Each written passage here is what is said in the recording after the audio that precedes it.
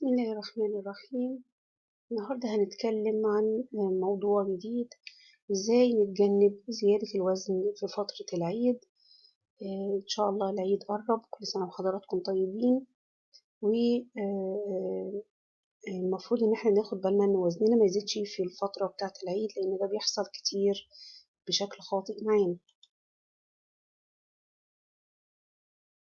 ايه هي اسباب زيادة الوزن في العيد؟ اولا بنرجع ناكل بشكل عشوائي وبكميات كبيرة ورا بعض، كأننا بنعوض الفترة اللي كنا صايمين فيها، وكنا بناكل فترات معينة وبشكل محدد. هنرجع ناكل تاني، بناكل بكميات كبيرة وبشكل عشوائي، كل ما نلاقي أكل بناكل حلويات بناكل. الحاجة التانية بنوقف الرياضة، بنعتبرها فترة راحة ونوم وكسل. فعادة ده اللي بيحصل، إن إحنا بنقعد نتفرج على التلفزيون، بننام كتير، فبنوقف وننسى الرياضة.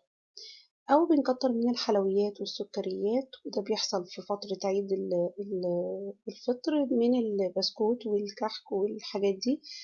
كلها سكريات مصاحب لها دهون، ودي من أسوأ أنواع السكريات اللي ممكن تدخل لجسمنا. طيب ايه النصايح اللي هعملها عشان اتجنب زيادة الوزن في العيد؟ اول حاجة اتخلص من الكسل والخمول والنوم الكتير. العيد فترة راحة، لكن مش هفضل نايم طول النهار، يا اما على السرير يا اما على كنبة الانتريه قدام التلفزيون. محتاج اني اتحرك، امارس حياتي اليومية، اعمل اي نشاط يخلي في حرق للسعرات الحرارية اللي في جسمي، ويحسن الدورة الدموية دايما ويشغلها. كمان هعمل رياضة جوه البيت لمدة 10 دقايق كل يوم الصبح.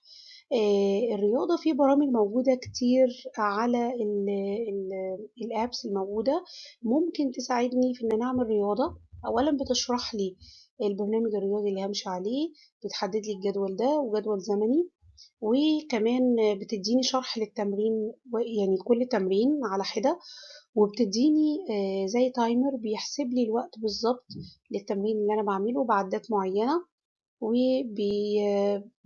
كمان بيديني فترة ريست ما بين التمرين والتاني. كل ده بيساعد ان انا اعمل رياضة بشكل منظم، وما يحسسنيش ان انا لوحدي. بالعكس، انا بلعب قدام الموبايل كأني بعمل تمرين في جيم. كمان هكتر من الخضروات، خصوصا اللي هي الورقية، زي الخس والجرجير والسبانخ، كل الحاجات اللي فيها